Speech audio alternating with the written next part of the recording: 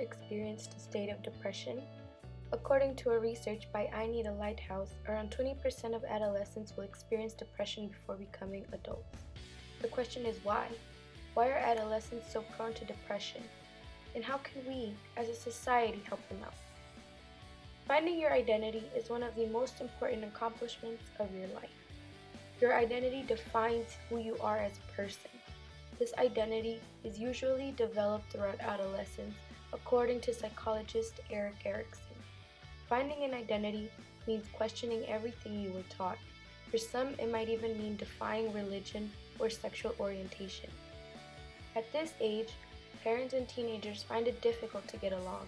This is because during this time, teens want to go out and experience everything on their own. They want to find themselves. However, parents already have a plan for their kids most of the time. These parents sometimes see their child's life as a second chance for them. They want to achieve everything they couldn't through their child. But what if this child does not want to become a doctor or a lawyer like his father wants him to? Or what if he feels an attraction towards males and not females? Being a teenager means going through the stages that will mold the person you will become. However, this is never an easy task. All the stress, arguments, and fights that this provokes can lead to depression. During adolescence, one has to begin thinking of the future. This means thinking about a college and a potential future career. After choosing a college and/or career, you have to meet all the requirements to get there. If a sophomore in high school decides he wants to attend Penn State, he has to make sure he gets the right grades and attendance for the next 2 years. During this stage, one has to start making decisions that will impact the rest of his or her life. So much pressure goes into making these choices. Society teaches us that in order to be successful, you have to go to school. This means finishing high school, college, and maybe even medical or law school.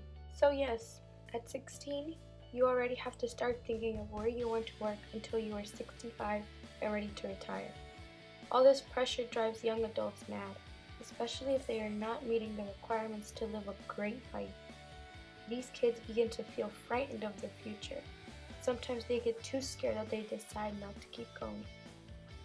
According to a study by Healthy Children, suicide is the third leading cause of death among 15 to 24-year-olds. These are the ages of high school and college students. Is the pressure of education the cause? In some way it is. This age group is hit with many expectations. They are expected to graduate with a high GPA, to get into a top college, to meet a lot of deadlines. All these expectations may lead to failure. This, however, does not mean that there is not a good future in store for them. Suicide is not the answer and should not be taken lightly. We as a society and as humans should be working to get these kids the help they need. Depression is an illness. It has the potential to kill a person. So, why is it not being treated like an illness? Well, today, many people, especially adults, see it as a phase.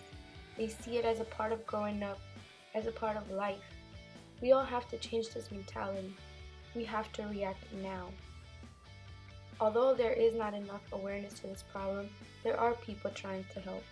Many organizations and programs have been put in place to meet the needs of teenagers.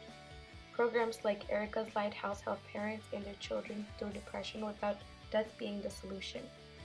There are also emergency hotlines created specifically for those with suicidal thoughts. All this is great, but we still see no change. Annual suicide rates among teens are still going up according to WHYY. To find a solution to this problem, we first have to recognize it. We have to accept that depression is a real issue, not just a phase.